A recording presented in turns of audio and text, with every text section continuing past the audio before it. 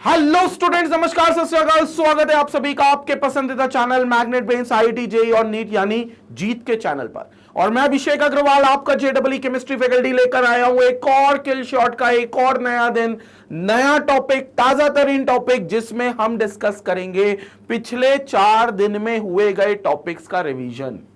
यानी कि पहले जो 4 दिन में हमने निपटा लिए, कौन कौन से चैप्टर निपटाए? इलेक्ट्रोकेमिस्ट्री निपटाया है, हमने स्टेट्स ऑफ मैटर को निपटाया है, हमने थर्मोडायनामिक्स की, इलेक्ट्रोकेमिस्ट्री की सारी इक्वेशंस को हमने देखा है, रिडॉक्स रिएक्शन हमने पढ़ा है, एड्सॉर्प्शन और कैटलिस्ट हमने पढ़ा है, और साथ ही हमने पढ़ा है लास्ट में कोलॉइडल सॉल्यूशन।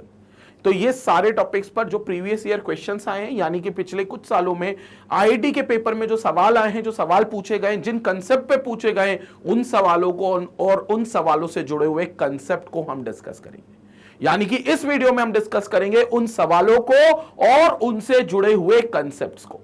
स्टार्ट करते हैं, जो कि रिवीजन पार्ट 3 है। ऑलरेडी हमने 2 पार्ट में रिवीजन निपटा लिया है, ये पार्ट 3 है, ठीक है। और ये डे 17 है हमारे किल शॉट का। 40 डेज का जो क्रैश कोर्स है उसका ये आज डे 17 है, जिसकी हम शुरुआत कर रहे हैं।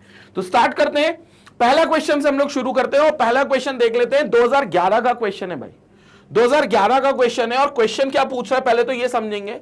The reduction potential of hydrogen half cell will be negative if। आपको बताना है reduction potential hydrogen half cell का नेगेटिव कब होगा। और आपको ये कंडीशंस दी हुई है, हाइड्रोजन गैस का जो प्रेशर है वो बताया गया है, और हाइड्रोजन आयन का जो कंसंट्रेशन है। शी के अंदर 2 चीजें होती हैं, हाइड्रोजन गैस भी होती है और हाइड्रोजन आयन का कंसंट्रेशन भी होता है in the form of HCl, वो भी दिया हुआ है।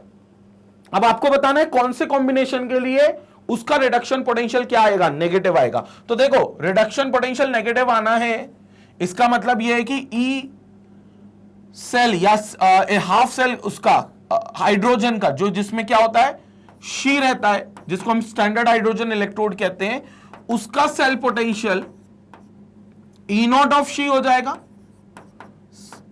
हाइड्रोजन इलेक्ट्रोड का potential under S3P condition minus 0.0591 upon n into log. Log of किसका होगा? प्रेशर होगा हाइड्रोजन गैस का, तो it will be pressure of hydrogen gas upon concentration of H+ ions, क्योंकि कंसंट्रेशन ऑफ H+ आयंस होगा। और ये मान लिया गया है कि यहां पर ये H+ आयन से H2 गैस बना है, मतलब पहले ये कंसंट्रेटेड था, मतलब H+ आयन के फॉर्म में था, और वहां से वो H2 गैस बन गया, मतलब इसने रिड्यूस किया अपने आप को, ये मानते हुए कि इसने रिड्यूस किया, क्योंकि H+ जो है वो रिएक्टेंट साइड है और जो हाइड्रोजन गैस है वो प्रोडक्ट साइड है, क्योंकि लॉग का प्रोडक्ट अपॉन रिएक्टेंट आता है।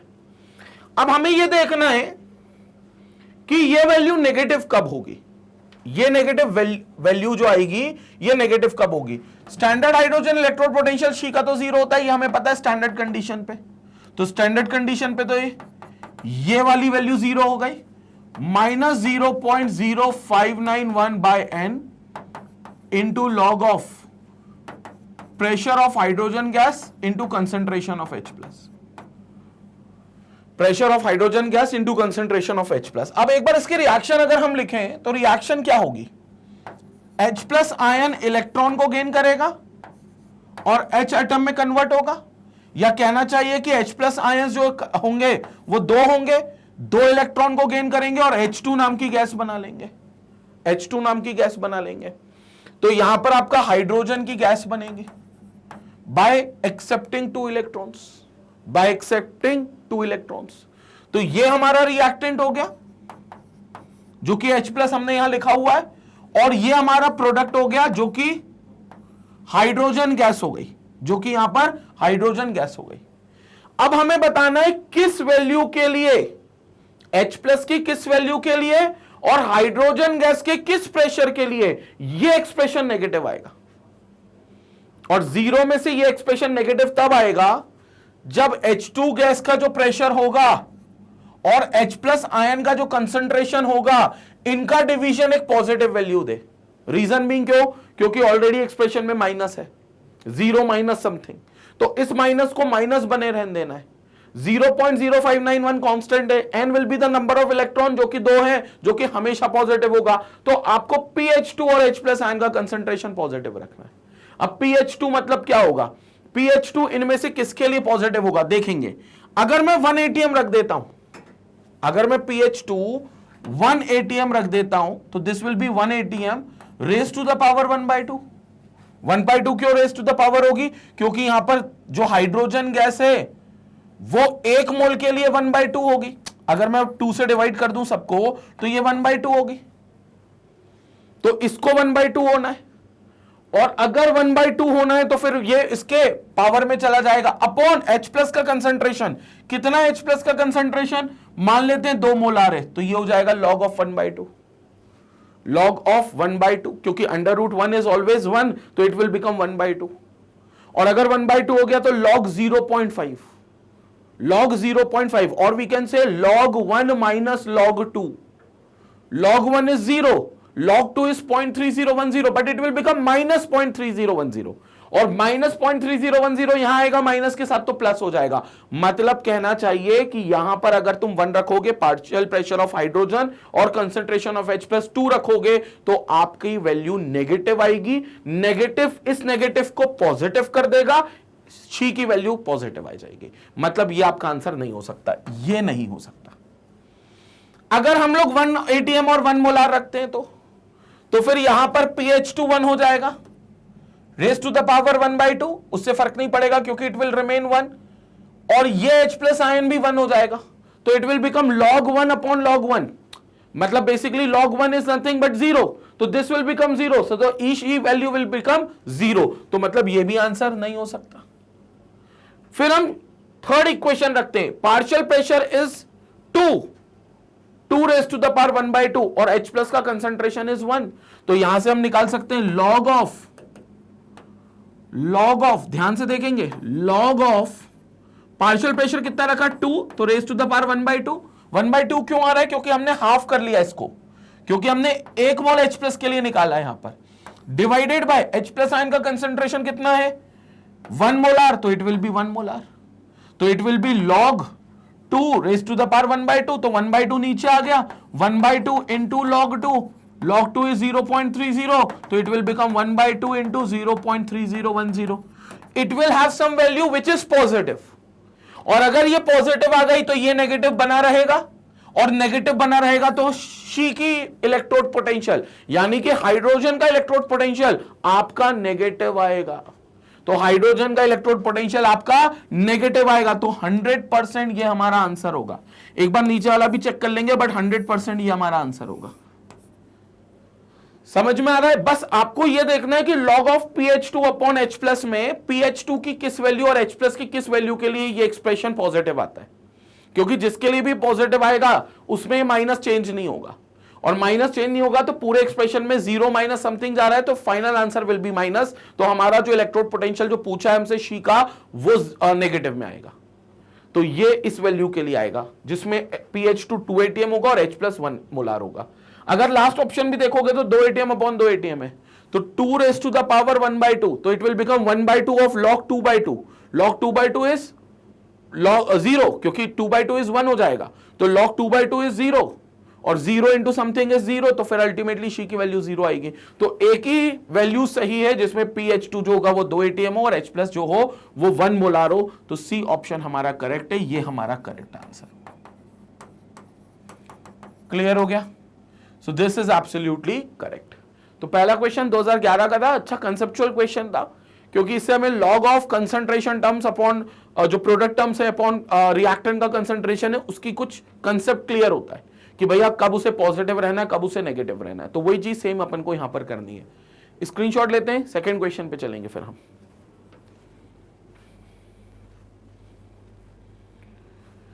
Okay, now let's move to the second question. अगले क्वेश्चन पे चलते हैं जो कि है 2012 का क्वेश्चन। 2012 का क्वेश्चन क्या कहता है यहां पर देखेंगे, the standard reduction potential for Zn+2 to zinc and Nickel+2 to nickel and Fe+2 and Fe are this much and this much respectively।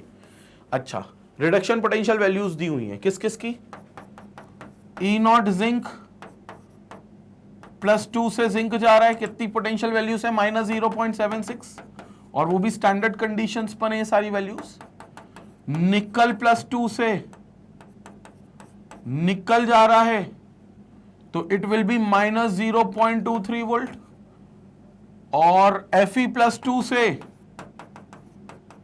Fe जा रहा है with the potential value of -0.44 volt से। ठीक है, सही है।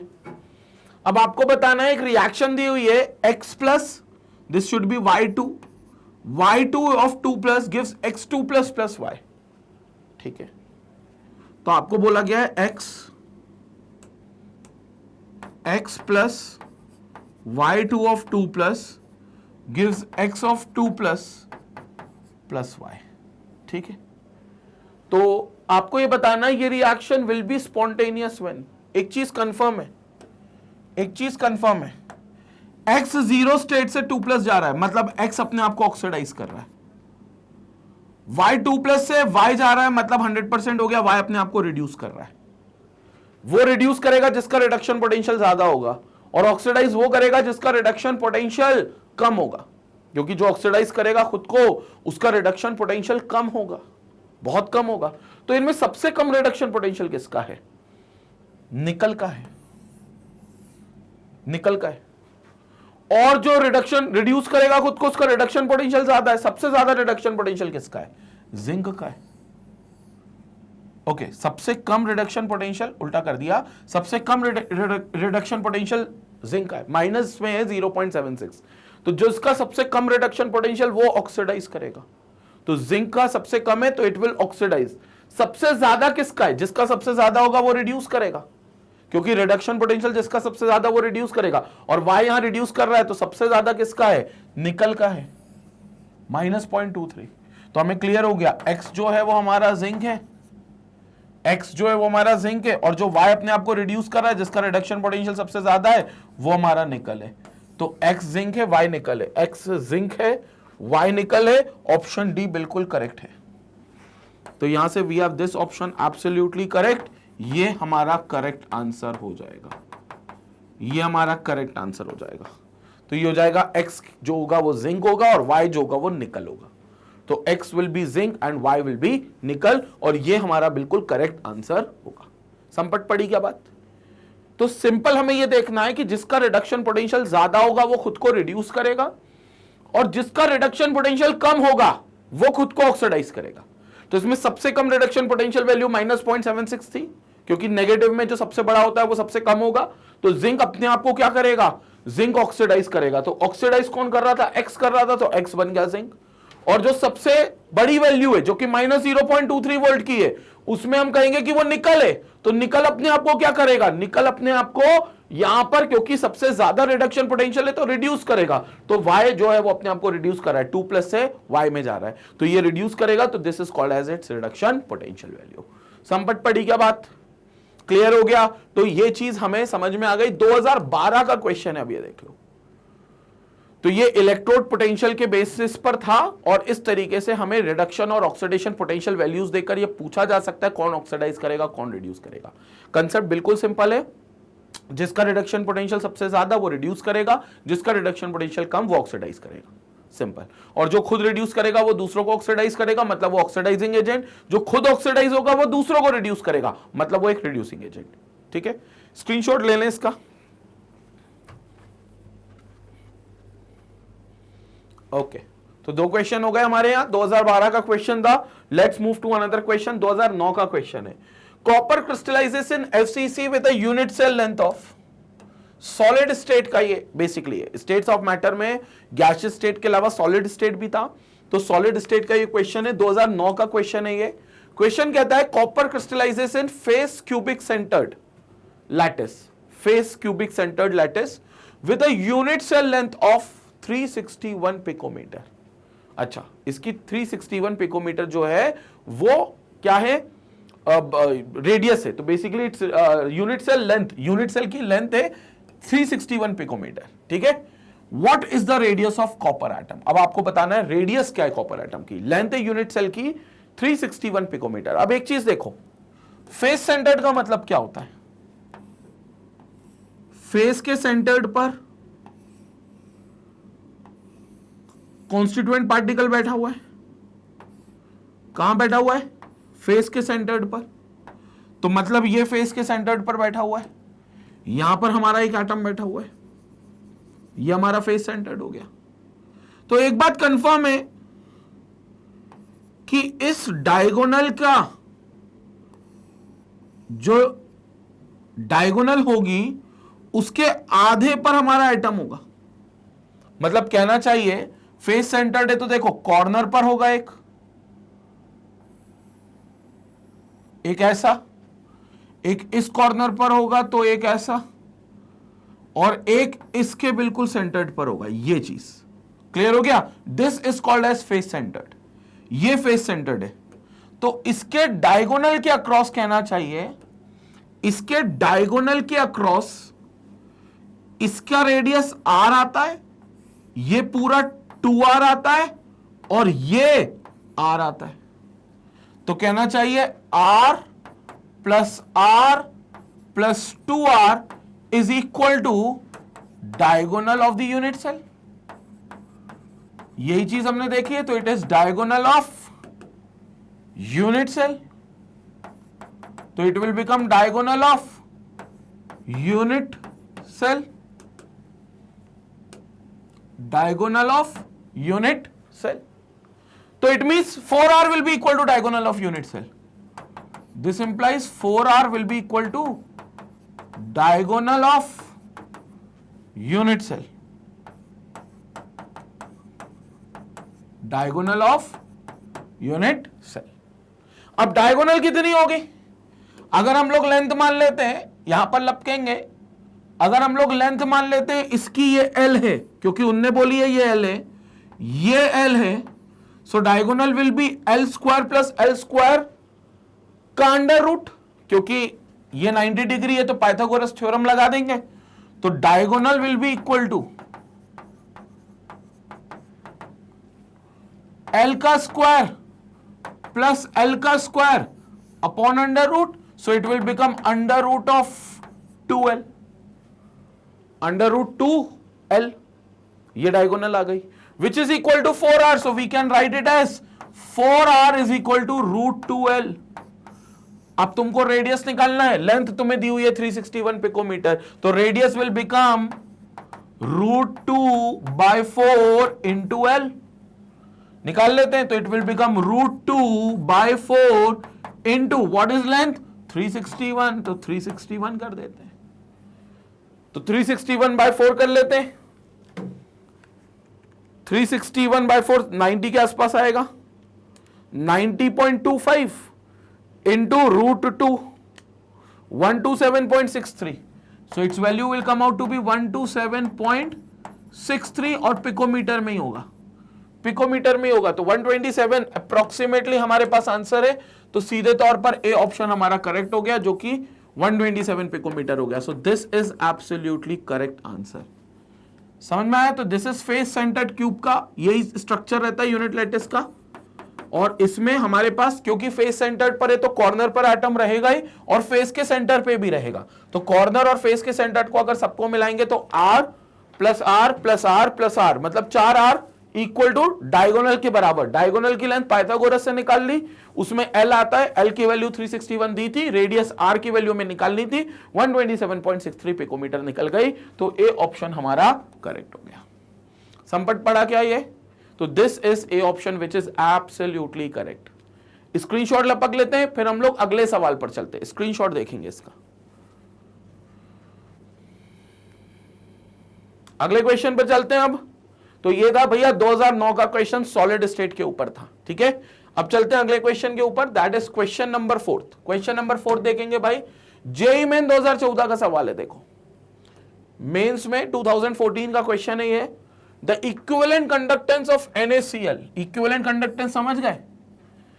वो कंडक्टेंस जो इलेक्ट्रोलाइट के द्वारा ऑफर्ड हो, जिसमें VmL में 1 ग्राम इक्विवेलेंट इलेक्ट्रोलाइट मिलाया हो, मतलब VmL सोल्यूशन इलेक्ट्रोलाइट का, लेकिन उसमें ग्राम इक्विवेलेंट सोल्यूट के 1 हो, यूनिट ग्राम इक्विवेलेंट हो, तो whatever the conductance offered by it will be called as its equivalent conductance at concentration C and at infinite dilution lambda C and lambda infinite respectively. तो C concentration पे हो, lambda C और infinite dilution, मतलब जब maximum पानी मिला दिया, maximum dilution कर दिया, मतलब कंसंट्रेशन अप्रोचेस टू 0, तो उस समय lambda infinite will be the molar conductance at infinite dilution, जिसको हम लिमिटिंग मोलार कंडक्टेंस भी कहते हैं. Now the correct relationship between lambda C and lambda infinite is given us. ये तो डिबाय-हक्केल एंड ऑन-सागर इक्वेशन पूछ रहे हैं, लल्लू क्वेश्चन है, फॉर्मूला पूछ रहे हैं वो तो हमसे, निहायती लल्लू क्वेश्चन. डीएचओ इक्वेशन पूछ रहे हैं. डीएचओ इक्वेशन क्या है पता है तुम लोगों को? DHO equation molar conductance at any concentration C, जिसको आप लैम्डा सी कह रहे हो, will be equal to molar conductance at infinite dilution, जिसको आप लैम्डा इनफाइनाइट कह रहे हो, माइनस कांस्टेंट आता है बेसिकली बी, या ए भी बोल सकते हो बट ऑप्शन में बी है तो बी, अंडर रूट सी, तो यानी कि सी की power 1/2. This is Debye Huckel and Onsager equation, in short, which is known as DHO equation, that gives you the relation between molar conductance at any concentration C with molar conductance at infinite dilution. तो ये दोनों के बीच में relation देता है. तो देख लेते किससे मैच कर रहा है. Minus B under root C, C option correct है यहाँ पर, और कोई दिख ही नहीं रहा. सी ऑप्शन बिल्कुल, बहुत ही इजी क्वेश्चन था. तो जेईई मेन 2014 में मैं मिस कर गया ये पेपर, मतलब मैंने दिया नहीं, मेरे को इस टाइम देना था 2014 में पेपर, बट एनीवे बहुत ही लल्लू क्वेश्चन आया था ये तो. ठीक है, डिबाय-हक्केल एंड ऑन-सागर इक्वेशन पूछ ली तो हियर इज द आंसर, जो डीएचओ इक्वेशन हमारी यहां पर बनती है. कंसेप्ट क्लियर हो गया? सो this is basically the fourth question जिसको हमने यहां पर डिस्कस किया है. स्क्रीनशॉट लपक लेते हैं, फिर हम लोग चलते हैं फिफ्थ क्वेश्चन की तरफ. स्क्रीनशॉट लपकेंगे. Let's move to the fifth question now. पांचवें क्वेश्चन पे चलते हैं. जेईई मेन 2015 का सवाल है, बहुत शानदार. अब देखो 15 का सवाल है और रिसेंट ईयर का. क्वेश्चन क्या कह रहा है? क्वेश्चन नंबर 5 क्या कह रहा है पढ़ेंगे. 2 faraday of electricity is pass through a solution of copper sulphate. 2 faraday, आपको पता है 2 फैराडे ऑफ इलेक्ट्रिसिटी में चार्जेस कितने होते हैं? Q equal to 2F. 2F मतलब faraday is basically charge present on 1 mole of electron, and if it's 2 faraday तो it's a charge present on 2 mole of electrons. 2 mole of electron, एक mole में कितने होते हैं? 96,500 अप्रोक्सीमेटली. तो 2 मोल में कितने होंगे? 2 इंटू 96,500. इसको अपन सॉल्व कर लेंगे, लेकिन अभी फिलहाल ऐसे ही रखते हैं, क्वेश्चन आगे पढ़ते हैं. The mass of copper deposited at the cathode is, okay, आपसे पूछ रहे हैं कॉपर का कितना मास डिपॉजिट होगा if the atomic mass of copper is 63.5 AMU. बढ़िया बात है. तो देखो कॉपर सल्फेट से उसको दिया गया है, कॉपर सल्फेट से, मतलब कॉपर सल्फेट में पहले कहीं ना कहीं कॉपर +2 बन के रह रहा होगा. कॉपर सल्फेट में कॉपर +2 बन के रह रहा होगा, और फिर कॉपर में पहुंच जाएगा. कैसे पहुंचेगा? Bye gaining 2 electrons. तो 2 इलेक्ट्रॉन को गेन करेगा और कॉपर में पहुंच जाएगा. This will be in copper solid. Clear हो गया? अब 2 इलेक्ट्रॉन को गेन करेगा एक एटम, लेकिन मान लो 1 मोल इलेक्ट्रॉन है, मतलब 1 मोल कॉपर +2 है, तो फिर 2 मोल इलेक्ट्रॉन्स लगेंगे. 2 मोल इलेक्ट्रॉन्स लगेंगे, और 2 मोल इलेक्ट्रॉन्स लगेंगे तब जाकर कॉपर का 1 मोल बनेगा. कॉपर सॉलिड 1 मोल बनाएगा. ठीक है, और यहां पर हम जो इलेक्ट्रिसिटी पास कर रहे हैं वो 2 मोल के हिसाब से ही पास कर रहे हैं, क्योंकि 2 मोल इलेक्ट्रॉन पास होना मतलब इतनी इलेक्ट्रिसिटी पास होना, इतना चार्ज पास होना. तो मतलब इतने चार्ज के पास होने पर, इतने चार्ज के पास होने पर 1 mole of copper will deposit. ये इक्वेशन से पता चल रहा है. 1 mole of copper will deposit, क्योंकि कॉपर सल्फेट को अगर आप 2 मोल इलेक्ट्रॉन दोगे तो वो कॉपर सॉलिड बनाएगा. अगर 2 मोल इलेक्ट्रॉन दोगे तो वो 2 मोल इलेक्ट्रॉन अगर दोगे तो वो 1 मोल कॉपर सॉलिड बनाएगा, तो इट विल डिपॉजिट. तो 1 mole of copper solid will deposit, और 1 mole of copper solid will be having mass equal to its atomic mass. So mass of copper deposited will be, जो molar mass है, मतलब atomic mass को ग्राम में लिख लो, वही molar mass आएगा, और उतना ही मास 1 मोल का होगा जो डिपॉजिट होगा जब 2 मोल इलेक्ट्रॉन फ्लो कराओगे. तो mass of copper deposited will be equal to 63.5 grams. तो इट विल बी 63.5 ग्राम्स. समझ में आया? 63.5, क्योंकि ये इक्वेशन से पता चला भैया एक कॉपर को 2 इलेक्ट्रॉन चाहिए, तो 1 मोल कॉपर को 2 मोल इलेक्ट्रॉन चाहिए, तो अब जाकर वो 1 मोल कॉपर बनाता है, और वो कहना है कि हमने 2 मोल इलेक्ट्रिसिटी पास की है, 2 मोल इलेक्ट्रॉन के बराबर का चार्ज पास किया है, क्योंकि 2 फेराडे इलेक्ट्रिसिटी पास की है। 2 फेराडे मतलब 2 मोल इलेक्ट्रॉन के ऊपर का चार्ज, क्योंकि 1 Faraday is the charge present on 1 mole of electron, और 2 फेराडे मतलब charge present on 2 mole of electron. तो उन्होंने बोला है कि हम 2 मोल इलेक्ट्रॉन पास कर रहे हैं, तो ये कंफर्म हो गया कि 1 मोल कॉपर बनेगा, और 1 मोल कॉपर डिपॉजिट होगा तो मास कितना होगा 63.5 ग्राम, क्योंकि कॉपर का एटॉमिक मास 63.5 AMU है, तो वो ग्राम में 63.5 ग्राम आ जाएगा। तो यहां पर हमारा आंसर आ गया 63.5 gram as per the options given. D option बिल्कुल करेक्ट है, जो हमारा यहां पर सटीक आंसर है। तो ये हमारा बिल्कुल सही और सटीक आंसर हो गया, डी ऑप्शन बिल्कुल करेक्ट है। क्लियर हो गया? सो this is D option 63.5 gram. Screenshot लेंगे, जेईई मेन 2015 का सवाल है, फिर हम अगले सवाल पर चलते हैं। स्क्रीनशॉट लेंगे।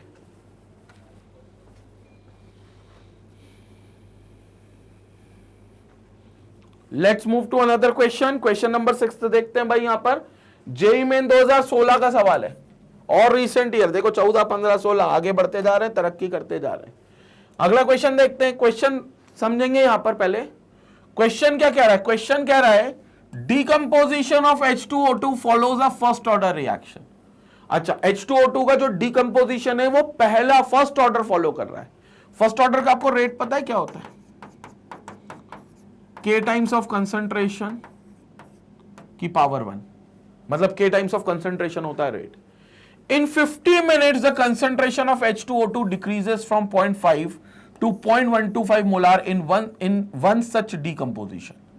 When the concentration of H2O2 reaches 0.05, the rate of formation of O2 will be. आपको rate of formation of O2 बनाना है जब concentration H2O2 का 0.05 मोलार हो गया। और उन्होंने एक चीज बताई है कि 50 मिनट्स लगे उसे 0.5 से 0.125 मोलार जाने में। तो अब क्या करना है? हमको सबसे पहले ये K की वैल्यू निकालनी है, क्योंकि अगर K निकल गया तो कंसंट्रेशन, उस कंसंट्रेशन पर, किस कंसंट्रेशन पे? 0.05 मोलार पर हमें H2O2 की वैल्यू मिल जाएगी, मतलब रेट मिल जाएगा हमें। ठीक है, कंसंट्रेशन ऑफ H2O2 का जो रेट होगा उस कंसंट्रेशन 0.05 पे वो मिल जाएगा। लेकिन हमें सबसे पहले मेहनत करनी है भाई साहब ये K निकालने में, और चूंकि रिएक्शन पहले ही बोल दिए फर्स्ट ऑर्डर की है, तो इंटीग्रेटेड रेट इक्वेशन हम फर्स्ट ऑर्डर वाली यूज कर लेंगे। कौन सी? Integrated rate equation first order वाली हम यूज कर लेंगे, फर्स्ट ऑर्डर वाली। ठीक है, अब बताओ फर्स्ट ऑर्डर की इंटीग्रेटेड रेट इक्वेशन क्या होती है? पहले तो ये बताओ। के रेट कांस्टेंट की सीधे वैल्यू होती है 2.303 upon T into log of initial concentration मान लेते हैं ए अपॉन फाइनल कंसंट्रेशन मान लेते हैं -x।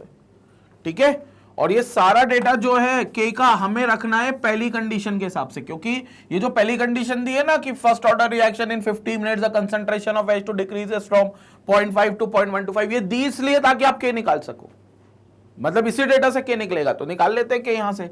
तो K will be equal to 2.303 by T कितना है भाई? 50 मिनट्स, और उसको मिनट्स में ही रहने दो, क्योंकि आपके सारे ऑप्शंस मिनट्स में ही है यहां पर भी। तो के आपको मिनट्स में ही मिलना चाहिए, पर मिनट समथिंग मिलना चाहिए, तो वो मिलेगा। ठीक है, और इसको 50 को मिनट्स में ही रहने दो। लॉग ऑफ इनिशियल कंसंट्रेशन कहां से शुरू किया था? 0.5 से, और कह रहे हैं डिक्रीजेस फ्रॉम 0.5 टू 0.125, मतलब इसी का फाइनल कंसंट्रेशन कितना हो गया? 0.125। बढ़िया बात है। तो बेसिकली ये हो जाएगा, नीचे एक जीरो बढ़ेगा और ऊपर 3 जीरो बढ़ेंगे, तो 500 बाई 125, और 500 बाई 125 को अगर अपन 25 से काटेंगे तो 500 बाई 125 को 25 से काटेंगे तो ये हो जाएगा 20 टाइम्स, और ये हो जाएगा 5 टाइम्स, ये हो जाएगा 1 log 4 आ जाएगा भाई। ठीक है, के आ गया बड़ा इजीली, के आ गया, के क्या आ गया? तो K will be equal to 2.303 by 50 into log 4। log 4 को हम log 2 का स्क्वायर यानी कि 2 log 2 लिख सकते हो, और log 2 होता है 0.3010, तो k will be equal to 2.303 upon 50 into 2 into 0.3010। ठीक है, तो इसको सॉल्व कर लेते। ठीक है, तो इसको सॉल्व करेंगे तो we get 2.303 303 into 0.3010 divided by 2 और 50 काट के 25 कर देते हैं 0.027, तो k की वैल्यू आ गई 0.027 पर मिनट, क्योंकि कंसंट्रेशन टर्म तो कैंसिल आउट हो जाएंगी, तो इट विल बी पर मिनट, यानी कि मिनट इनवर्स। बढ़िया, तो k की वैल्यू तो आ गई भैया 0.027, लेकिन हमें k नहीं निकालना है, हमें निकालना है rate of formation of O2, rate of formation of O2। अब ये देख लेते हैं, डिकम्पोजिशन H2O2 का हो रहा है, तो अपन रिएक्शन लिख लेते हैं पहले। H2O2 का भैया डिकम्पोजिशन हो रहा है, तो हमें पता है H2O2 का अगर डिकम्पोजिशन होता है तो बिल्कुल O2 बनता है, क्योंकि H2O वाटर बनता है और O2 निकलता है, और बल्कि कहना चाहिए it will going to form half of O2, half of O2। ठीक है, तो H2O2 gives H2O plus half of O2।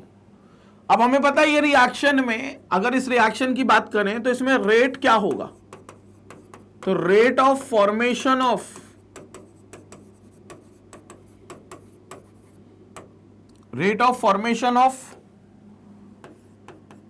O2 will be equal to rate of decomposition of H2। जो डिकम्पोजिशन का रेट होगा H2O2 का, उसी के rate of formation of O2 के बराबर होगा। मतलब कहना चाहिए डेल्टा या dH2O2 by dt will be equal to twice of the rate of formation of O2। क्यों ट्वाइस होगा, क्योंकि भाई देखो H2O2 डिकम्पोज हो रहा है, तो पहली बात तो ये माइनस में जाएगा, ये माइनस में जाएगा, और H2O2 के आधे के हिसाब से ये O2 है, क्योंकि आधा मोल प्रोड्यूस कर रहा है O2, तो एक्चुअली जो रेट इक्वल करने हैं तो इसको हमको ट्वाइस, तो it will become twice of d of O2 by dt करना होगा। क्लियर हुआ, क्योंकि इसका एक मोल इसका आधा मोल प्रोड्यूस कर रहा है, तो जितना टाइम इसके एक मोल में लग रहा है उतने में उसका आधा मोल बन रहा है। तो फिर हमें क्या करना पड़ेगा, रेट को अगर इक्वल करना है तो इसके 2 मोल बनाने के लिए इसका कितना जो रेट होगा वो इसके इक्वल होगा, तो that will be twice of DO2 by dt, और वो भी प्लस में, और ये फिर equal to D of H2O by dt। ठीक है, वो भी प्लस में, लेकिन ये 1 मोल है, क्योंकि इसका 1 मोल से इसका 1 मोल, तो इसका ट्वाइस लग जाएगा ये, तो this will be twice of this value, तो ट्वाइस ऑफ दिस वैल्यू। ठीक है, और प्लस में आएगा वो भी। ठीक है, तो ये प्लस में आएगा, तो अपन निकाल लेते हैं। अब दिक्कत ये कि अपने को ये रेट नहीं पता, अपने को पहले ये रेट निकालना है, और इस रेट के लिए हमको इंटीग्रेटेड फर्स्ट इक्वेशन का जो रेट लॉ कहता है वो यूज करना है। मतलब यहां से अपन इसका रेट निकाल लेते हैं H2O2 के डिकम्पोजिशन का, तो H2O2 का डिकम्पोजिशन क्या होगा, rate equal to K times of concentration की पावर 1, क्योंकि ऑर्डर 1 है, यही वाला फॉर्मूला यूज करेंगे हम, ये हमने लिखा है ऑलरेडी। अब रेट हमारा आ जाएगा, क्योंकि K हमारे पास है, और कंसंट्रेशन, जिस कंसंट्रेशन पे रेट निकालना है वो भी हमारे पास है। K कितना है, 0.027 इंटू, और कितना है कंसंट्रेशन ये वाला 0.05, तो इट विल बिकम 0.05, तो rate will be equal to what, rate को कर लेते हैं यहां कैलकुलेट, सो कैलकुलेट कर लेते हैं यहां पर, तो वी हैव 0.027 इंटू 0.05, 1.35 इंटू 10 की पावर -3, तो 1.35 इंटू 10 की पावर -3, और ये पर मिनट में आएगा rate, moles per litre per minute में, बल्कि moles per litre per minute. ठीक है, तो 1.35 इंटू 10 की पावर -3 हमारा रेट आ गया, और यही रेट जो होगा वो यहां पर हम अप्लाई करेंगे, यहां पर हम अप्लाई करेंगे, तो इस पर हम अप्लाई करेंगे, इक्वल टू में है तो इधर हम अप्लाई करेंगे। ठीक है, तो इधर अप्लाई कर देंगे, तो we have this as rate, हमारे पास यहां पर रेट आ जाएगा। क्लियर हो गया, तो rate of D of O2 by dt, formation of O2 will be equal to 1 by times of rate of decomposition of H2O2, 1 by 2 times of, और इसमें हमें रेट पता है डिकम्पोजिशन ऑफ O2 का, तो DO2 by dt will be equal to 1/2 कितना decomposition का rate है, पीछे निकल चुका है आंसर 1.35 इंटू 10 की पावर -3, तो इट विल बिकम 1.35 इंटू 10 की पावर -3। क्लियर हुआ ये कैसे आया? तो this is the expression that will be getting. तो ये आ गया 1.35 इंटू 10 की पावर -3, ये हमारा एक्सप्रेशन आ जाएगा क्योंकि यही रेट ऑफ फॉर्मेशन है। तो इसका बस आधा करना है, तो विल सॉल्व दिस, तो विल गेट 1.35 इंटू 10 की पावर -3, 6.75 इंटू 10 की power -4, so this comes out to be 6.75 into 10 की पावर -4, 6.75 इंटू 10 की power -4, and that too in moles per litre per minute. ये हमारा आंसर आएगा। So this is our correct answer. Option में एक बार मैच करके देख लेते हैं, बट 6.75 इंटू 10 की पावर -4 जो होगा वो हमारा करेक्ट आंसर होगा। So as per the option 6.93 जो है वो अप्रोक्सीमेटली ये बिल्कुल सही आंसर है। तो ये हमारा बिल्कुल सही आंसर है, ये हमारा करेक्ट आंसर है। ठीक है, 6.93 क्योंकि 0.027 इंटू, ठीक है 0.027 इंटू 0.05 करेंगे 1.35 ही आएगा रेट हमारा एक्सप्रेशन। ठीक है, तो फिर इसका क्या करेंगे, आधा कर देंगे, तो divide by 2 will B 6.75 into 10 की पावर -4। ठीक है, तो 6.75 एग्जैक्टली आ रहा है, बट जो क्लोजेस्ट है वो 6.93 है, तो चलेगा 0.75 0.93 0.18 का डिफरेंस है। वैसे तो सिग्निफिकेंट डिफरेंस है, बट जो क्लोजेस्ट आंसर है वो हमारा करेक्ट आंसर होगा, and we have this answer as D option correct है। तो यहां पर हमारा डी ऑप्शन बिल्कुल करेक्ट है, जो कि 6th क्वेश्चन का डी ऑप्शन करेक्ट होगा। क्लियर हो गया 6th क्वेश्चन का डी? एकदम क्लियर है। स्क्रीनशॉट ले लेते हैं, हम लोग अगले क्वेश्चन की तरफ मूव करते हैं। पहले स्क्रीनशॉट ले लें इस पार्ट का, अब इस पार्ट का स्क्रीनशॉट भी ले लें भाई, यहां पर भी चीजें आपके ओके यहां पर कैलकुलेशन किया था क्योंकि प्रॉपर, तो फाइनली वी गॉट दिस है 6.75 इंटू 10 की पावर -4। अगले क्वेश्चन पर चलते हैं, लेट्स मूव टू दी, ये कौन सा क्वेश्चन था, 6th क्वेश्चन था जेईई मेन 2016 का। अब आ गया अगला question, question number 7 JEE main 2013 का सवाल है, 2013 का क्वेश्चन है। देख लेते क्वेश्चन क्या कहता है। क्वेश्चन क्या रहा है, the rate of a reaction doubles when its temperature changes from 300 kelvin to 310 kelvin. हाँ, रेट ऑफ जो रिएक्शन होती है वो डबल होती है। अरेनियस थ्योरी में भी ये बात बोली गई थी कि ऑलमोस्ट डबल हो जाएगी, बल्कि कुछ रिएक्शंस में तो डबल से भी ज्यादा हो जाएगी, 2 to 3 के बीच में वेरी करेगी, 2 times to 3 times के बीच में, अगर 10 केल्विन का टेम्परेचर हर बार बढ़ाओगे तो। Activation energy of such a reaction will be, आपको एक्टिवेशन एनर्जी निकालनी है उन रिएक्शंस की। तो बहुत सिंपल सी बात है, देखो बात यह है कि log K2 by K1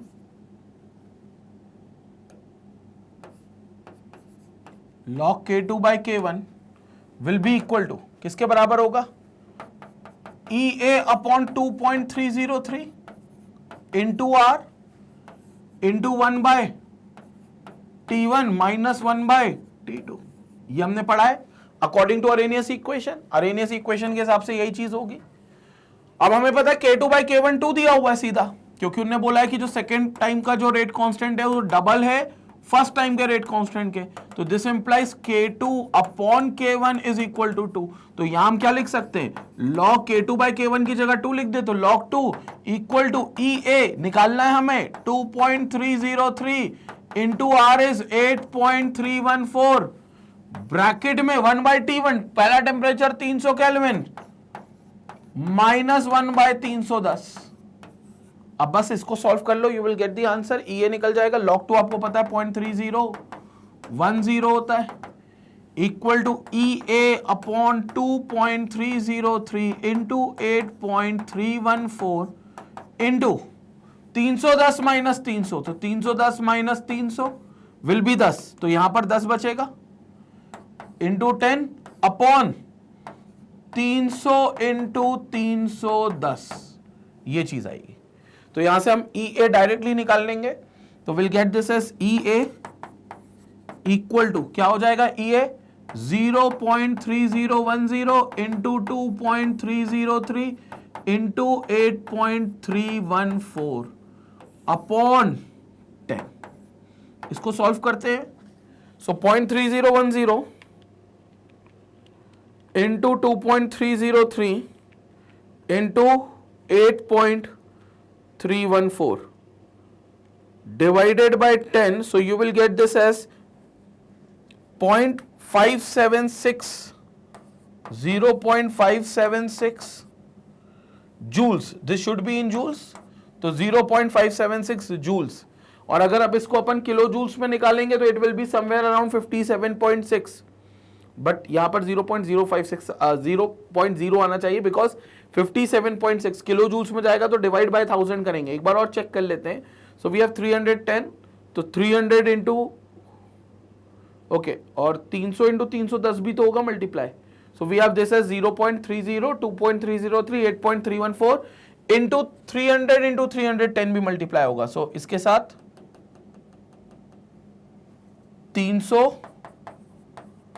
into 310 भी मल्टीप्लाई होगा और फिर डिवाइड बाय 10 आएगा. तो we have 0.3010 into 2.303 into 8.314 into 300 into 310 divided by 10. So this comes out to be 53598.5. So this comes out to be 53598.5 joules. Answer kilojoules में तो divide by 1000, तो 3 decimal place और पीछे, तो 53.59 किलो जूल्स. ये हमारा आंसर आएगा 53.59 kilojoules. तो as per the option given 53.59 के क्लोजेस्ट है 53.6, क्योंकि राउंड ऑफ करोगे अगर 53.59 को तो 53.6 लगेगा रूल में. तो यहां पर यही हमारा आंसर है जो एक्टिवेशन एनर्जी आपको चाहिए. सो this is A option correct है जो 53.6 है, जो एग्जैक्टली 53.59 है, बट राउंड ऑफ रूल लगाकर हम 53.6 पे राउंड ऑफ कर सकते हैं. तो ये हमारा आंसर होगा. क्लियर हो गया. तो this is kilo joules per मोल. एक मोल के लिए आ रहा है तो इट इज पर मोल. तो this will become kilojoules per mole and this will be our final answer. Clear हो गया. तो यहां पर हम लोगों को ये चीजें क्लियर होती है कि किस तरीके से हम लोग ये देख पा रहे हैं कि किस तरीके से ये एक्सप्रेशन हम लोगों के फाइनल आंसर्स में आ रहे हैं. मतलब यहां पर हम लोगों को 53.6 किलो जूल्स पर मोल हमारा एक्टिवेशन एनर्जी लगेगा अगर आपको 300 से 310 केल्विन का टेम्परेचर आपने राइज किया हो. मतलब कोई रिएक्शन ऑलरेडी 300 पर हो रही थी, उसको 310 केल्विन से बढ़ा दिया हो, तो उसकी एक्टिवेशन एनर्जी जो चाहिए उस समय वो 53.6 किलो जूल्स पर मोल के हिसाब से चाहिए. स्क्रीनशॉट ले लें. 7th क्वेश्चन हो गया. जेईई मेन 2013 का ये सवाल था. अगले क्वेश्चन पे चलते हैं, बट पहले इस क्वेश्चन का स्क्रीनशॉट लेंगे. Okay, let's move to the next question now. Question number 8 पर चलते हैं. अब हमारा 8वां क्वेश्चन क्या कहता है देखते हैं. 8th क्वेश्चन की यहां पर बात करते हैं, जो कि 2012 का सवाल है आईआईटी का. ठीक है, आईआईटी 2012 में ये क्वेश्चन पूछा था. क्या कहता है क्वेश्चन देखते हैं. For a first order reaction A product में कन्वर्ट हो रहा है. ठीक है, तो ए है जो अपने प्रोडक्ट में कन्वर्ट हो रहा है as per first order reaction. The concentration of A changes from 0.1 molar to 0.25 molar in 40 minutes. ठीक है. The rate of reaction when the concentration of A is 0.01 molar is. बहुत सिंपल क्वेश्चन है. हमें पता है for first order reaction, for first order reaction हम कर सकते हैं rate is equal to K times of concentration की पावर 1. मतलब rate equal to K times of concentration. ठीक है, अब हमें ये K निकालना है तो हम इंटीग्रेटेड रेट इक्वेशन का यूज कर लें. So by integrated rate equation for first order, integrated rate equation from first order, K की वैल्यू क्या होती है. K का formula 2.303 upon T into log of initial concentration. Initial concentration 0.1 था, log A upon A minus x, मतलब initial upon final concentration. तो इसको apply करते हैं यहां पर. तो इसको अप्लाई अगर हम यहां पर करेंगे तो क्या आ जाएगा. इसको अप्लाई करते हैं तो we have K equal to 2.303 upon T. Time कितना दिया हुआ है 40 मिनट्स. तो let's keep it in minutes. 40 into log of initial concentration कहां से शुरुआत की थी 0.1 से 0.1 और फाइनल कितना रह गया 0.025, तो 0.025 रह गया। ठीक है, यहां से अपन k निकाल लेंगे तो k will be equal to 2.303 by 40 into log, ये डेसिमल उचकेगा तो एक जीरो बढ़ेगा, यहां ऊपर उचकेगा तो 3 जीरो बढ़ेंगे, तो ये हो जाएगा लॉग ऑफ 1000 अपॉन 250, तो log of 1000 by 250 is 4, तो it will become log 4। वैसे भी 0.1 अपॉन 0.025 है तो it will become 4, तो k will be equal to 2.303 by 40 into log 4 is 2 into 0.3010, ये कैंसिल हो गया तो 20 बचा, तो k will be equal to 2.303 into 0.3010 by 20। so let's solve this। तो हमारे पास क्या क्या एक्सप्रेशंस में आ गया 2.303 into 0.3010 डिवाइडेड बाय 20, k की वैल्यू आ गई 0.034 पर मिनट, क्योंकि k होता है पर मिनट में फर्स्ट ऑर्डर के लिए, तो k हमारे पास आ गया। अब हम ये फॉर्मूला लगाएंगे जिसमें हमें रेट मिल जाएगा, k रखेंगे और कंसंट्रेशन हमें दिया हुआ है the rate of reaction when the concentration is 0.01 molar, बस हमें ये रखना है, तो हमारे पास सीधा आंसर आ जाएगा। तो यहां पर ही सॉल्व करते हैं, तो rate will be equal to k times of k मतलब 0.034 इंटू कंसंट्रेशन इज व्हाट 0.01, तो 0.01 ये हो गया, तो rate will be equal to कितना हो जाएगा, यहां पर सॉल्व कर लेते हैं इसको, तो 0.034 इंटू 0.01, 3.4 इंटू 10 की पावर -4, तो 3.4 इंटू 10 की पावर -4 रेट हो जाएगा, जो कि हो जाएगा moles per litre per minute. 3.4 into 10 की power -4, so we have this as 3.47 into 10 की पावर -4। ऑप्शन बी बिल्कुल करेक्ट है, तो we have this as option B absolutely correct, तो ये हमारा बिल्कुल करेक्ट आंसर हो जाएगा, जो कि ऑप्शन बी का होगा। तो ये ऑप्शन बी बिल्कुल करेक्ट है, 3.47 इंटू 10 की पावर -4, ये रही हमारी वैल्यू, ये रेट का हमारा आंसर आ गया। क्लियर हो गया। तो ये क्वेश्चन सिमिलर था, जैसा भी हमने दो क्वेश्चन पहले क्वेश्चन किया था, आपको दो इक्वेशन का इस्तेमाल करना है, एक rate equal to K times of concentration raise to the power 1 first order है तो, और के के लिए हमें फिर इंटीग्रेटेड फर्स्ट इक्वेशन का इस्तेमाल करके के की पहले वैल्यू निकाल लेनी है। के की वैल्यू वो रेट लॉ के एक्सप्रेशन में रखेंगे फर्स्ट ऑर्डर में, हमें सीधा रेट मिल जाएगा उस कंसंट्रेशन पे। तो ये पूरा एक एल्गोरिदम होता है जो हमें इस तरीके के क्वेश्चन को सॉल्व करने में हेल्प करता है। स्क्रीनशॉट ले ले, will move to the next question. इसके बाद स्क्रीनशॉट लेंगे पहले इसका। तो भैया यहां पर हो गया हमारा 8th question, let's move to the 9th question इसके बाद, जो कि 2012 का सवाल है। तो let's move to the 9th question after this. 9th question क्या कहता है उस पर अब अपन चर्चा करते हैं 9th क्वेश्चन पर। So lithium forms body centered cubic structure, बहुत बढ़िया, बॉडी सेंटर्ड क्यूबिक स्ट्रक्चर बना रहा है, and the length of the sides of its unit cell is 351 picometer, atomic radius of the lithium will be. Question बिल्कुल same है अभी जो हमने किया था, सॉलिड स्टेट का क्वेश्चन है जिसमें वो बीसीसी यूनिट सेल बना रहा है, body cubic centered unit cell बना रहा है, जिसमें आपको लेंथ उस यूनिट सेल की दी है, आपको लिथियम का रेडियस पता करना है कि क्या रेडियस होगा। क्वेश्चन बिल्कुल सिमिलर है, लेकिन बस अंतर इतना है कि पहले वो बॉडी सेंटर्ड पे आया था, अभी जो चीज आई है वो आई है फेस सेंटर्ड। पहले वो फेस सेंटर्ड पे आया था, अभी जो चीज आई है वो आई है बॉडी सेंटर्ड पर। तो वो अभी जो चीज आई है वो आई है बॉडी सेंटर्ड पर, ठीक है। तो अभी वो चीज आई है बॉडी सेंटर्ड पर, ठीक है, देख लेते हैं।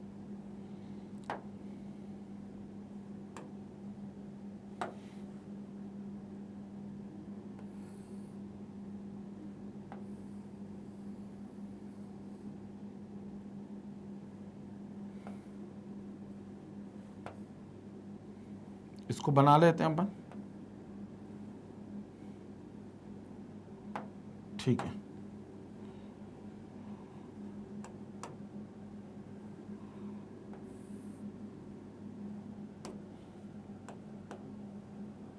ओके, बॉडी सेंटर्ड बनाना है बिल्कुल, ठीक है। तो ये हमारा एक यूनिट सेल मान लेते हैं, this is our unit cell, और इस यूनिट सेल में हम मान लेते हैं कि बॉडी सेंटर्ड हमारा ये, तो बॉडी सेंटर्ड मतलब बिल्कुल बॉडी के सेंटर पर एक एटम है, बॉडी के सेंटर पर। तो एक्चुअली जो बॉडी डायगोनल होगी, जो कौन होगी, बॉडी डायगोनल, बॉडी डायगोनल समझ गए, ये वाली ले लेते ज्यादा बेहतर है। बॉडी डायगोनल पर ये एटम बैठेगा, बॉडी डायगोनल उस कॉर्नर, पीछे वाले कॉर्नर से इसके फ्रंट कॉर्नर पर, ये बॉडी डायगोनल हो गया।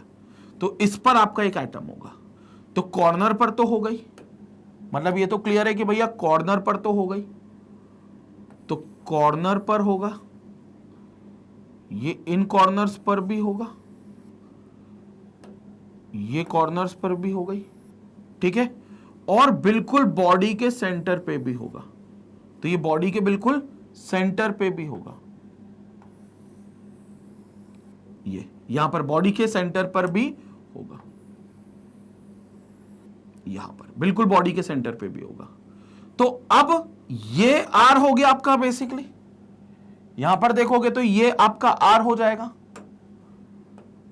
ये रेडियस हो जाएगी, ये भी रेडियस होगी। अगर मैं स्फीयर को देखूं तो ये भी रेडियस होगी और ये भी रेडियस होगी, तो basically it will be 4r equal to something, equal to nothing but equal to body diagonal, तो this will be equal to body diagonal.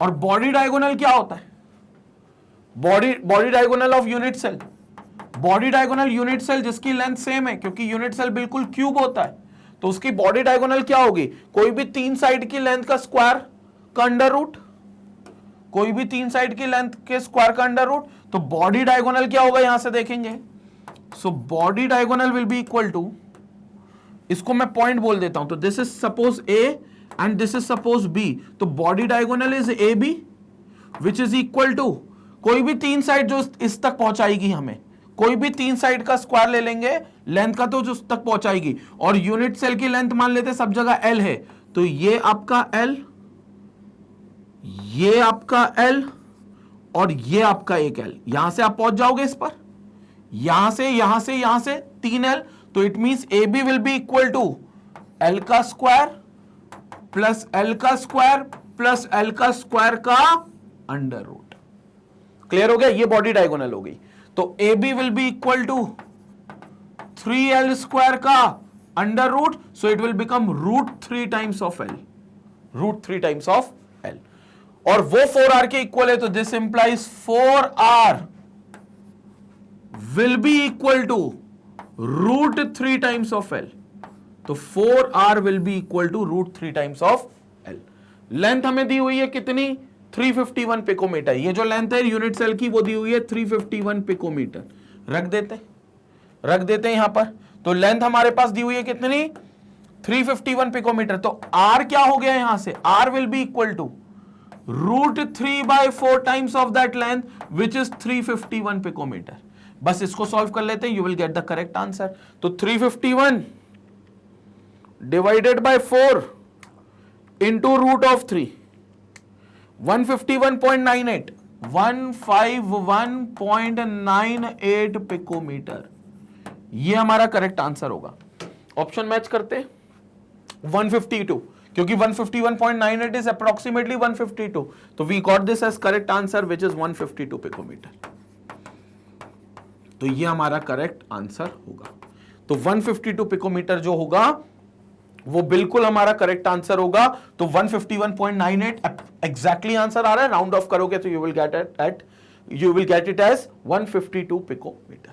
Clear हो गया, सॉलिड स्टेट का क्वेश्चन है और बड़ा सिंपल होते, बॉडी सेंटर्ड, फेस सेंटर्ड, ये सारे स्ट्रक्चर्स में आपको बस डायगोनल पकड़नी होती है। फेस सेंटर्ड से आपको फेस के डायगोनल, बॉडी सेंटर्ड में बॉडी डायगोनल, फेस के diagonal L square plus L square का under root, body diagonal is L square plus L square plus L square का अंडर रूट, जहां एल जो होता है वो यूनिट सेल की लेंथ होती है। ठीक है, तो ये चीज आपको देखनी होती है। क्लियर हो गया, सारी चीजें बिल्कुल क्लियर हो गई। तो ये था हमारा 9th क्वेश्चन, 2012 का क्वेश्चन था ये जेई का। ठीक है, आगे चलते अगले क्वेश्चन पर, स्क्रीनशॉट लेंगे पहले इसका। Okay, now let's move to another question. अगले क्वेश्चन पर चलते हैं जो कि हो गया क्वेश्चन नंबर 10, 2008 का सवाल है। कोलॉइडल सॉल्यूशन का ये क्वेश्चन है, देखते हैं क्या कहता है question. gold numbers of protective colloids A, B, C and D are this and this respectively. The correct order of their protective power is, बहुत बढ़िया, protective power. गोल्ड नंबर क्या होता है? वो मिनिमम अमाउंट जो किसी सब्सटेंस का हम मिलाएंगे सो दैट उसको कोएगुलेशन से रोका जा सके, उससे प्रेसिपिटेशन से रोका जा सके. अब जाहिर सी बात है, अगर वो अमाउंट हमें ज्यादा मिलाना पड़ रहा है किसी सब्सटेंस का, मतलब वो जो सब्सटेंस है जिसको हम प्रोटेक्टिव कोलॉइड एक्चुअली कहेंगे, क्योंकि वो कोएगुलेशन से होने से रोकेगा हमारे कोलॉइड को, उसको बचाएगा, तो हमारे लिए वो प्रोटेक्टिव कोलॉइड होगा.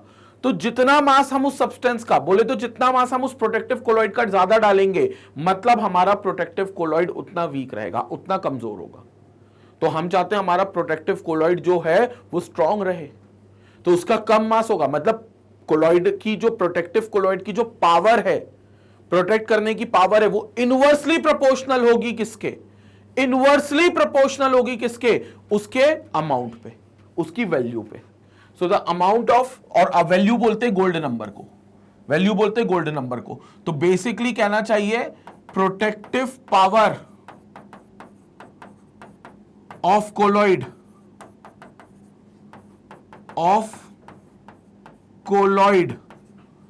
will be inversely proportional to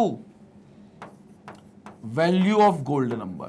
मतलब जिसका गोल्ड नंबर वैल्यू ज्यादा, मतलब उसका ज्यादा अमाउंट लग रहा है बचाने के लिए, और जिसका ज्यादा अमाउंट लगेगा मतलब उसकी प्रोटेक्टिव पावर जो होगी वो कम होगी, क्योंकि इनवर्सली प्रोपोर्शनल है. तो गोल्ड नंबर सबसे ज्यादा यही ऑर्डर में दिया हुआ है 0.50. अब देख लो ए का गोल्ड नंबर वैल्यू दी हुई है, गोल्ड नंबर वैल्यू ए की कितनी दी हुई है? 0.50. बढ़िया. बी की कितनी दी हुई है? 0.10. सी की कितनी दी? अच्छा बी नहीं है, ये सी की दी हुई है, सॉरी. बी की कितनी दी हुई है? रिस्पेक्टिवली चलते तो बी की कितनी दी हुई है? 0.01. सी की कितनी हुई है? 0.10. और डी की कितनी दी हुई है? 0.005. सबसे कम डी की है.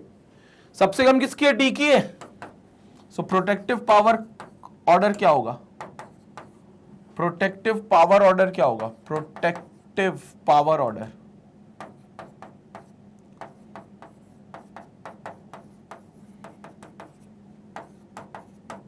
प्रोटेक्टिव पावर का ऑर्डर क्या होगा? सबसे कम किसकी गोल्ड नंबर? डी का. तो डी की पावर सबसे ज्यादा. डी से कम किसकी होगी? डी से कम होगी बी की. तो बी की, क्योंकि उससे थोड़ी सी ज्यादा है गोल्ड नंबर, तो बी की पावर थोड़ी कम. बी से और कम सी की, और सी से और कम, सबसे कम ए की, क्योंकि ए के पास गोल्ड नंबर सबसे ज्यादा, तो ए की पावर सबसे कम, क्योंकि जिसका गोल्ड नंबर ज्यादा उसकी प्रोटेक्टिव पावर सबसे कम. तो डी बी सी ए, डी सबसे ज्यादा और ए सबसे कम, तो ए से ज्यादा सी, सी से ज्यादा बी, बी से ज्यादा डी. ऑप्शन सी क्लियरली दिख रहा है, तो हमारा ऑप्शन सी बिल्कुल करेक्ट होगा. तो ये रहा हमारा ऑप्शन सी, जो कि करेक्ट आंसर हो गया. तो ये हमारा करेक्ट आंसर हो गया. क्लियर हो गया? तो यहां पर ऑप्शन सी. सिंपल क्वेश्चन था, बस याद रखना हमें ये कि गोल्ड नंबर से इनवर्सली प्रोपोर्शनल होता है प्रोटेक्टिव पावर. तो पावर जो होगी किसी भी कोलॉइड को बचाने के लिए कि वो प्रेसिपिटेट ना हो, वो इनवर्सली प्रोपोर्शनल होती है उसके गोल्ड नंबर से. तो इस तरीके से हम यहां पर निकाल सकते हैं. तो 10th क्वेश्चन हो गया, 2008 का सवाल था. स्क्रीनशॉट लेंगे. Will move to the next question.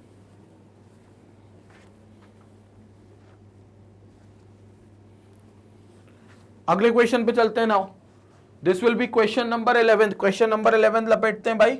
2007 का क्वेश्चन है. 2007 का क्वेश्चन क्या कहता है समझ लेते हैं इस बात को. A radioactive element gets spilled over the floor of a room. एक रेडियो एक्टिव एलिमेंट है जो किसी जमीन पर, किसी कमरे की जमीन पे गिर गया है. It's half life period is 30 days. T1/2 दिया हुआ है 30 दिन में. 30 दिन में उसका आधा कंसंट्रेशन हो जाएगा. If the initial velocity is 10 times the permissible value, अगर initial velocity 10 times to that of permissible value, after how many days will it be safe to enter the room? तो फिर कितने दिन के बाद उस रूम में जाना सेफ रहेगा? कंसेप्चुअल क्वेश्चन है, half life period of radio active decay के ऊपर है. अब जो डिसइंटीग्रेशन है वो समझना है कि half life period is 30 days, T half दिया 30 days. Initial velocity is 10 times the permissible value. Initial velocity जो है रेट के डिकम्पोजिशन की वो 10 टाइम्स है टू द परमिसेबल वैल्यू. तो कितने दिन बाद हमें उसमें जाना चाहिए? तो एक काम करते हैं, सबसे पहले हम इसका के निकालते हैं. सबसे पहले इसका के निकालते हैं. तो के कैसे निकलेगा? 0.693 बाय टी हाफ से, तो this will be T half, ठीक है। तो k will be equal to कितना निकाल लेंगे, 0.693 डिवाइडेड बाय 30। डेज में निकलेगा चलेगा, पर डे में निकलेगा कुछ चलेगा, ठीक है, क्योंकि डेज में हमें आंसर भी चाहिए। तो 0.693 डिवाइडेड बाय 30 कितना हो गया, 0.0231 0.0231 डेज इनवर्स, डे इनवर्स, ठीक है। अब हमें इंटीग्रेटेड रेट इक्वेशन रखनी पड़ेगी, ठीक है। तो इंटीग्रेटेड रेट इक्वेशन रखेंगे, यहां से हम मान लेंगे कि जो सेफ एक्टिविटी का कंसंट्रेशन है वो ए है। So let the safe activity, जहां पर वो बिल्कुल सेफ रहेगा उसको एक्सपोज होना, तो let the safe activity concentration be A, B ए।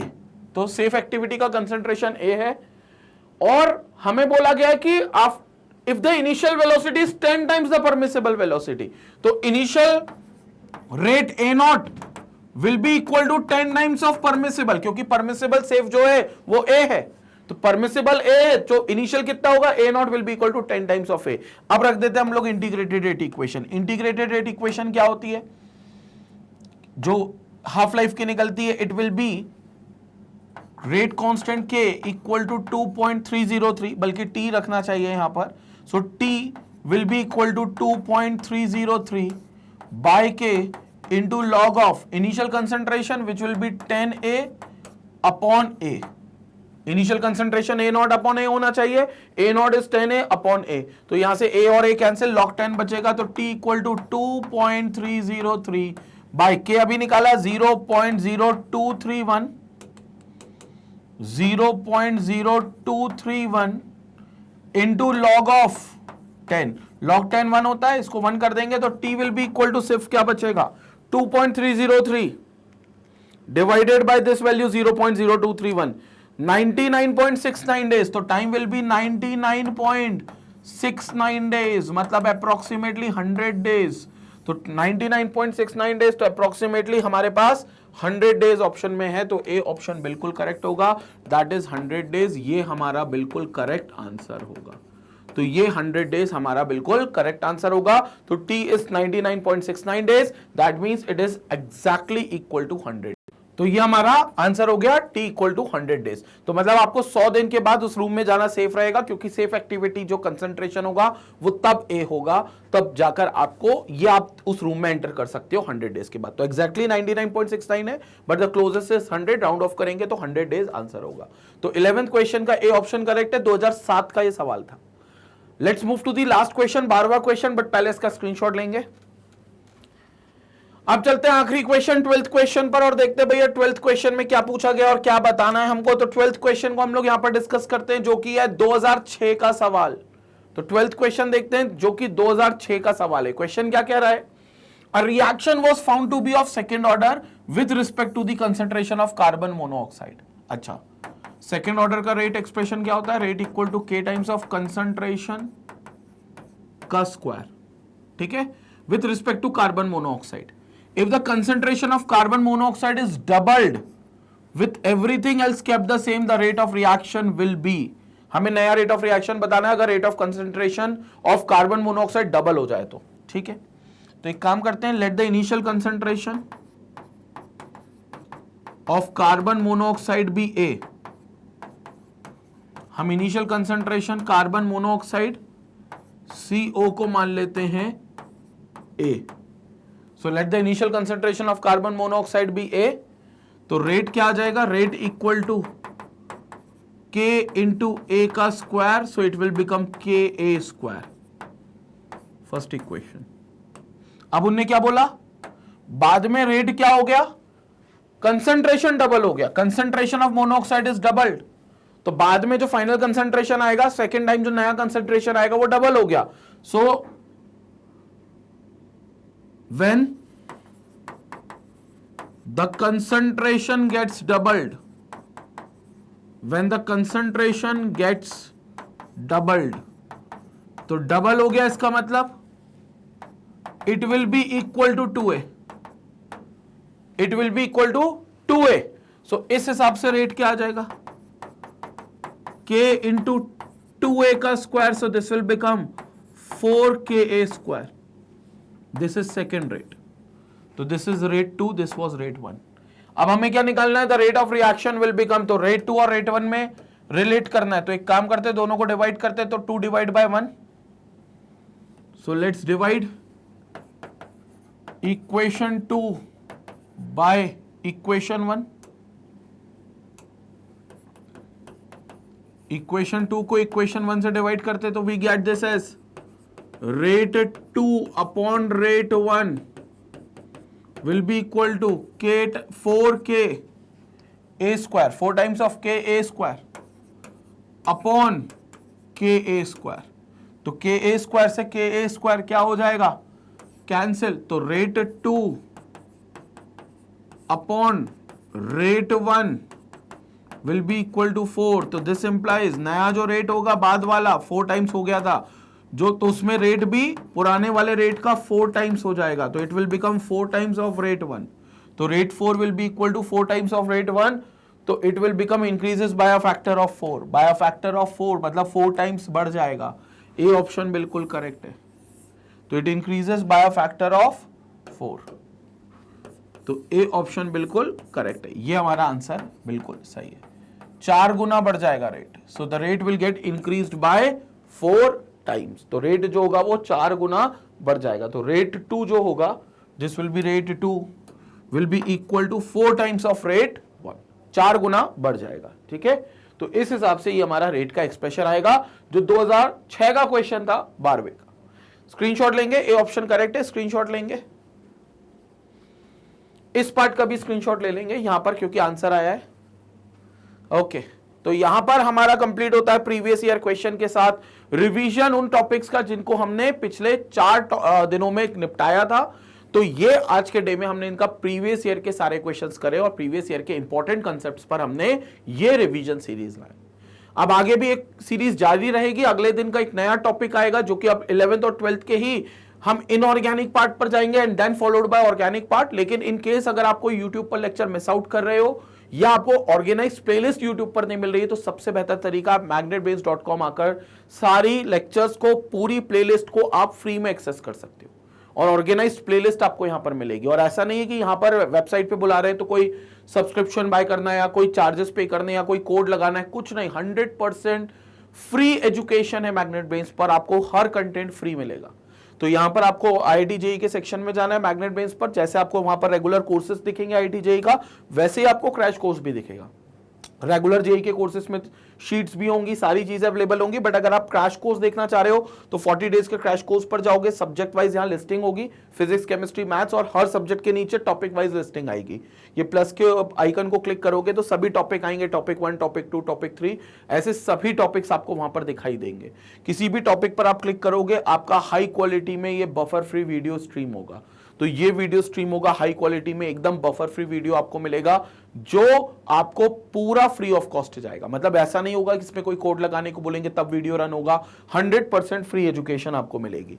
बाकी आपको पता है मैग्नेट ब्रेन्स IIT JEE और नीट यानी जीत के चैनल पर आपको IIT JEE के साथ नीट की तैयारी भी के लिए भी आपको सारे lectures back to back update upload हो रहे हैं आपके लिए, चाहे वो नीट फिजिक्स हो, नीट केमिस्ट्री हो, नीट बायोलॉजी हो, सभी लेक्चर्स आपको मिलते हैं फ्री ऑफ कॉस्ट।